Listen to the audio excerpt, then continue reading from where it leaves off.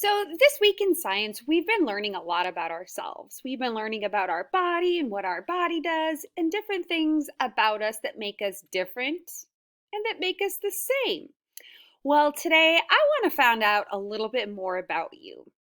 I want you to tell me the color of your eyes. So, you might need to go into a mirror, open your eyes really, really wide, and then I want you to tell me what color do you see? Or you can ask your mom and dad, what color are my eyes? And then in just a moment, I want you to come over. I'm going to leave this for you so you can have your own copy. And I want you to tell me what color are your eyes. Are they brown, blue, green, or hazel? Miss Cochran has blue eyes. So I would move the blue eye up because I have blue eyes. Next, the next one I want to know is what color is your hair? Do you think your hair is the same? Is it the same as anybody in your house? Is it different?